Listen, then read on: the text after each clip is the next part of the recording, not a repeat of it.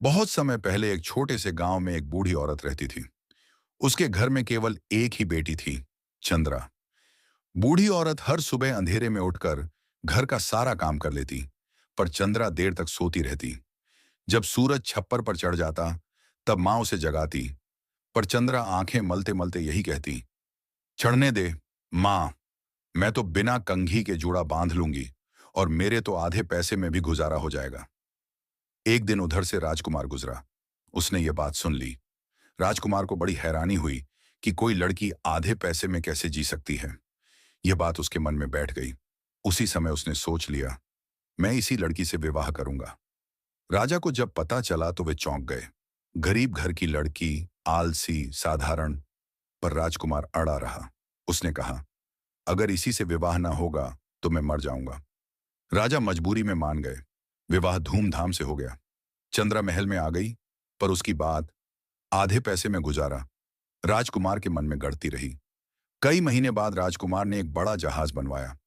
उसने उसमें थोड़ा सा सामान रखा और चंद्रा से कहा कि वह उसके साथ चले। चंद्रा खुश होकर बैठ गई।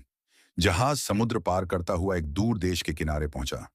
वहां पहुंचकर राजकुमार चुपचाप वापस लौट गया और चंद्रा को अकेला छोड़ गया।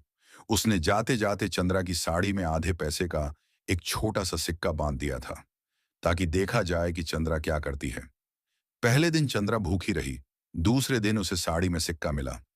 वह उस सिक्के से खाने के लिए चावल और चने लाने को पास के मछुआरे के पास गई। बूढ़े मछुआरे ने सामान लाकर दिया, लेकिन उसकी पोटली किनारे बैठते बैठते समुद्र में गिर गई। चंद्रा दुखी होकर रोने लगी। तभी उसने देखा कि समुद्र की लहरों के साथ सैकड़ों मछलियां छने चावल खा रही थीं और तट पर मोहरें गिरा रही थीं। चंद्रा चकित रह गई। उसने चुपचाप मोहरें इकट्ठी की और जहाज में भरने लगी।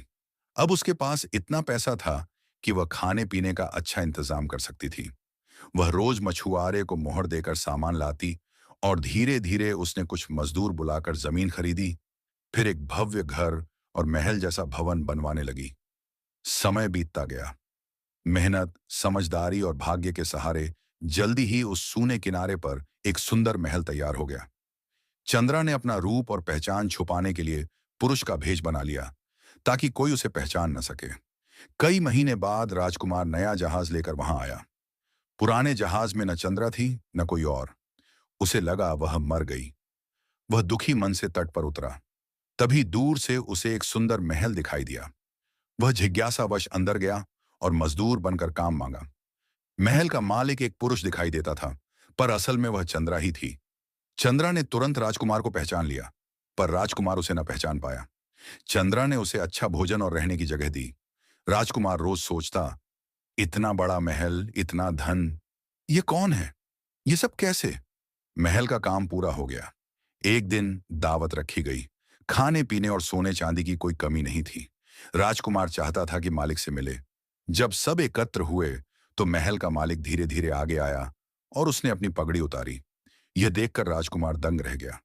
वह और कोई नहीं, चंद्रा थी। चंद्रा शांत स्वर में बोली, तुमने मुझे आधे पैसे देकर छोड़ा था। मैंने मेहनत और समझदारी से यहां सब बना लिया।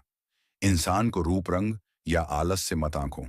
अगर अवसर मिले और मन मजबूत हो तो आधा पैसा भी पहाड़ जैसा बन जाता है। राजकुमार शर्म से भर गया। उसने चंद्रा के पैरों में झुककर क्षमा मांगी। चंद्रा ने उसे उठाया और मुस्कुराकर कहा, मैंने कोई बदला नहीं लिया। मैंने सिर्फ साबित किया कि जीवन में केवल पैसा नहीं, बुद्धि और धैर्य ही असली धन है। दोनों साथ लौटे। राजा ने चंद्रा का स्वागत किया। चंद्रा अब आलसी लड़की न रही। वह बुद्धिमान, विनम्र और दयालु रानी बनी। राज्य में सुख शांति फैल गई।